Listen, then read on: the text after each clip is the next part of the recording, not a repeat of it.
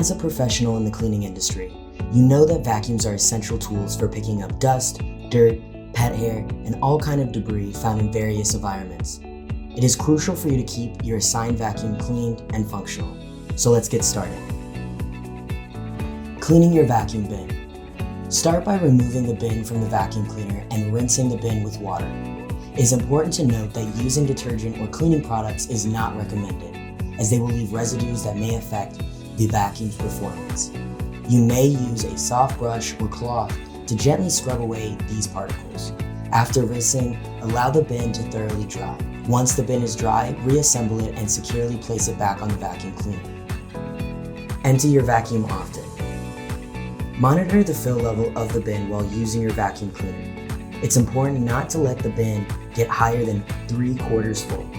If it ever gets higher, then this mark, it will restrict the airflow and hampers the suction capability of your vacuum. Once 3/4 full, take the bin to an appropriate disposal area, open the bin's release mechanism or lid, and allow the collected debris to fall out. Cut fibers from the beater bar.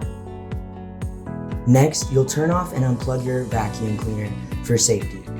Carefully flip your vacuum cleaner over, exposing the underside where the beater bar is located. Use scissors or a utility knife to carefully cut away any hair or tangled fibers from the beater bar. Once you have removed the tangled material, take a moment to check the area surrounding the beater bar for any additional debris that you may need to get out. Take good care of your filter. It can typically be found near the dustbin or inside the vacuum cleaner, but always feel free to ask someone at the office where your specific filter is located on your vacuum. Remove the filter from your vacuum cleaner and rinse it under lukewarm water. Avoid using detergent or cleaning products, as they can leave residues that may affect the filter's performance. When your filter is wet, you can gently squeeze the filter while rinsing to dislodge any trapped dirt. Ensure that the filter is thoroughly dry before putting it back into your vacuum to prevent mildew growth and damaging your vacuum with water. If your filter is torn, excessively dirty, or unable to be cleaned thoroughly, it is time to replace it. Let the office know and we can easily replace this for you. Regularly check for blockages. Focus on the following spots: the intake and exhaust. You'll want to check these areas where the air enters or exits the vacuum. Look for any visible blockages or dirt buildup or debris.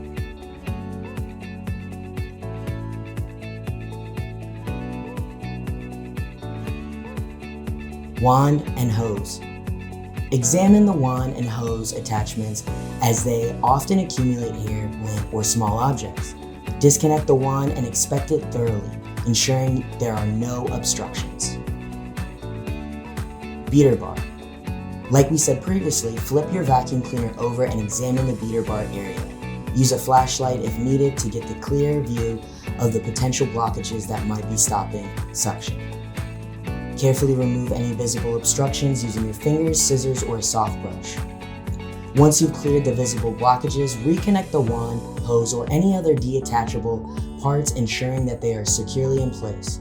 After completing the above steps, turn on your vacuum cleaner and observe if the airflow has improved. And there you have it. Remember, a well-cared vacuum is a happy vacuum, ready to tackle any cleaning challenge that comes its way. Thanks for watching, and we'll see you in the next one.